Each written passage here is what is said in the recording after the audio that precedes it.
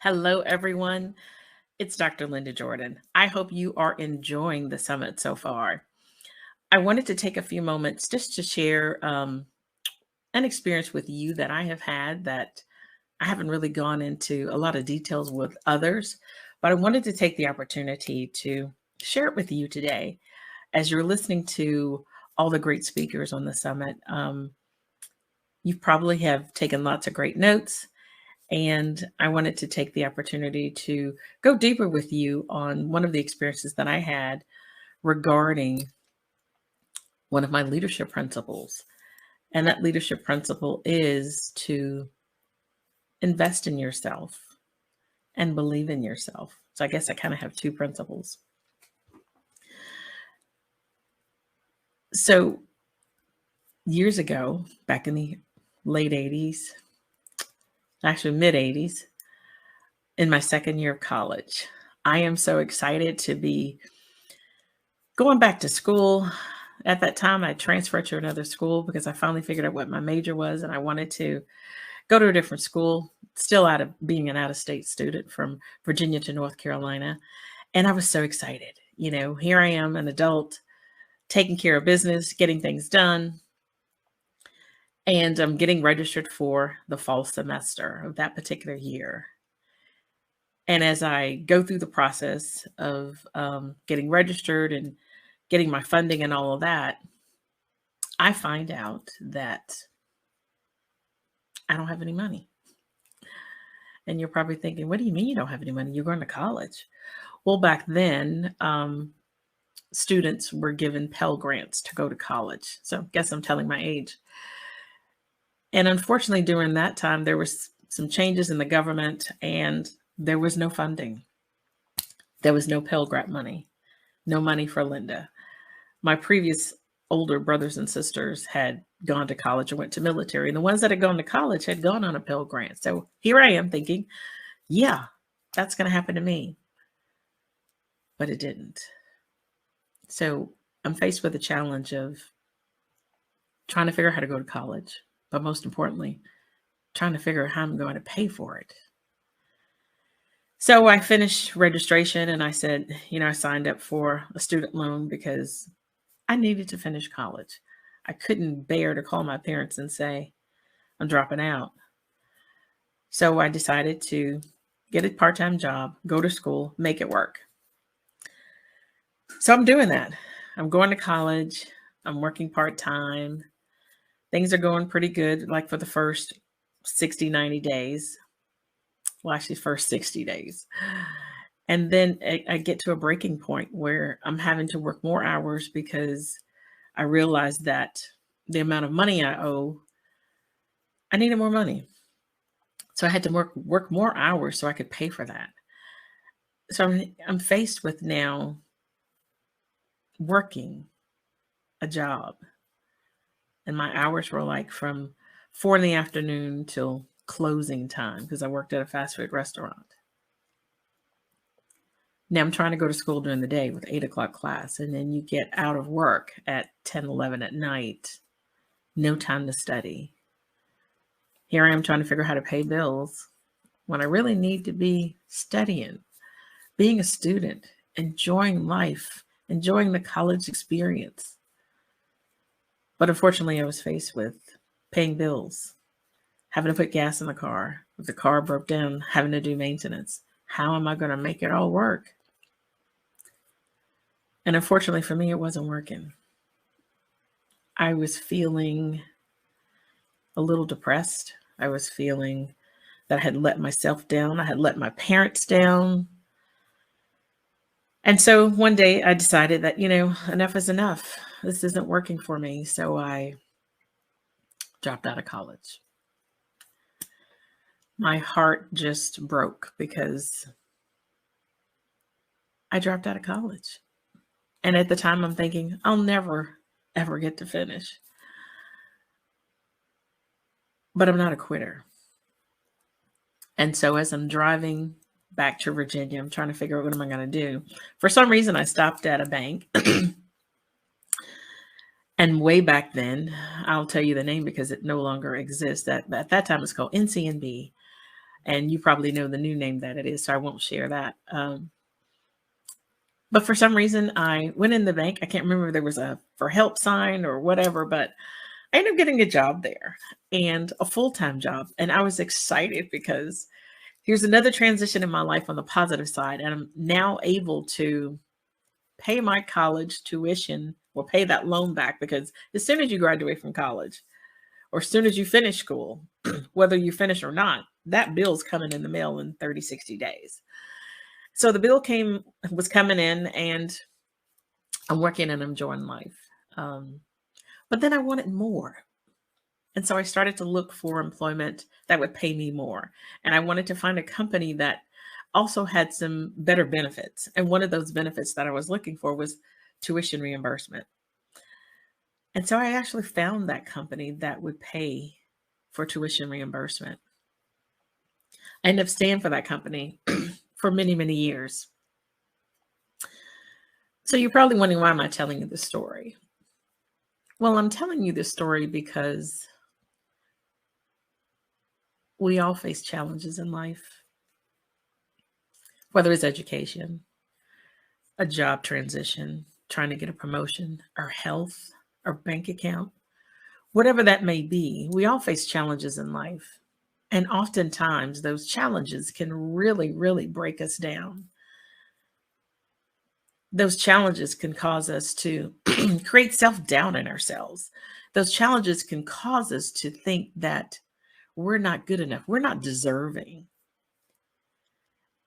And see, when I had to make the decision to walk away from college and find a job, those limiting beliefs were in my head. I was thinking, who am I? Country girl from Virginia, who am I to think that I can graduate from college? Who am I to think that I was going to get a Pell Grant? What was I thinking? So all those thoughts came through my head, and it caused me to have self-doubt. But when I was put in position with this company and they had tuition reimbursement, I got that back. I got that confidence back. I got that self-worth back. And I started to feel really good about myself. And I knew I could do it. I knew I could do it. I graduated. And excuse me. I graduated from college and with my Bachelor of Science degree. And then I was hooked. I kept going back to school. And as you all know, I completed my doctoral degree in 2021. But I share that with you because those feelings that I had at that time, some of you may be experiencing some of those feelings right now. But I want you to know that it's okay.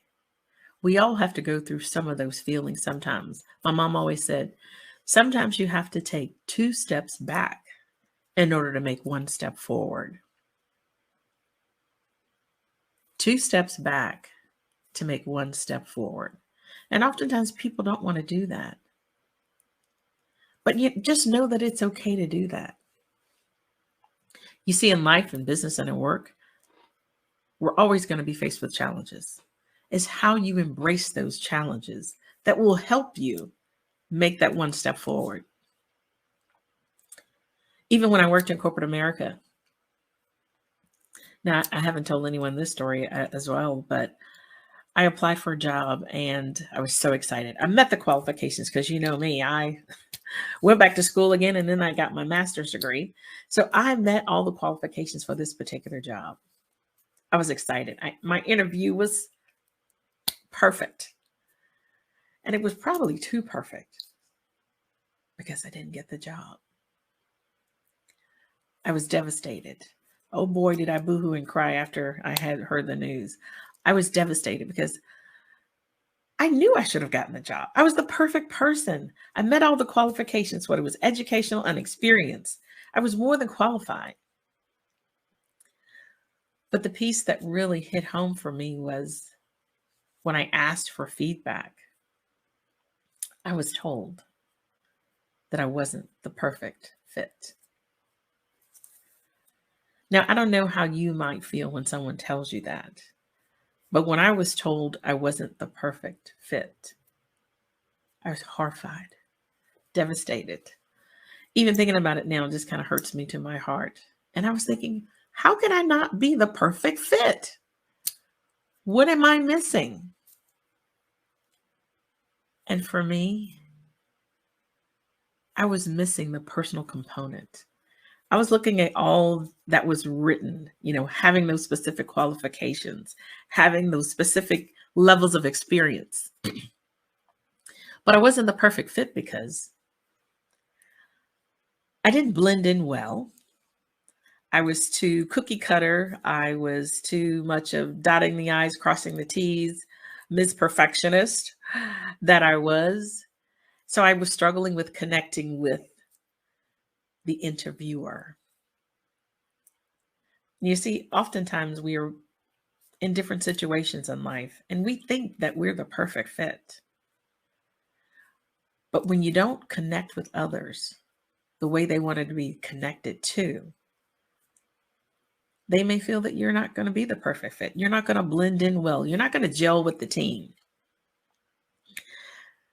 And so that's one of the reasons I wanted to share this story with you, is because I have a couple of leadership principles that I focus on every single day as a result of all of my life experiences.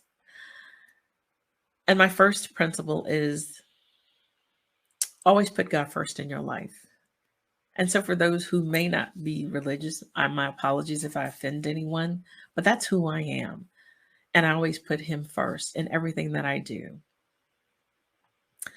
My second principle that I focused on was having confidence in myself, to know that I could do it. Even though I was struggling, I had to have confidence in myself. I had to believe in myself that I could make it through. I could get through these challenges that I was faced with. And I had to feel positive about that. And the third principle that really helped me to progress and to make it through was through it all, even though going through the challenges of working and going to school, getting a job, having someone that can help me with my reimbursement, working for a company, I still needed to invest in myself. I still needed to learn as much as I could. So I want to make sure that all of you that are listening know that, yes, sometimes you have to be willing to learn and you have to be willing to invest in yourself. My mom always told me, she said, one thing that you can do that no one can ever take away from you is learn. Education is so important. And so for me, that's why I continue to get my education. I continue to learn still today. I'm still learning all about new challenges, new opportunities. Because once you learn something, no one can take it away. But the one thing that you can do is share it with others. And so today, that's why I really wanted to spend some time with you to share with you a couple of my experiences, in hopes that even if I only connect with one person, then I've done my job. See, I want all of you to know and feel that regardless of what you may be going through, regardless of whatever challenges you may be faced with, or whatever opportunities you may be faced with, because even with opportunities, sometimes come fear and you start to self-doubt yourself. But I want you to know that you can do it. Put your mind to it and you can do it. I always say, if you can believe it, then you can achieve it. If you can dream it, then you can achieve it.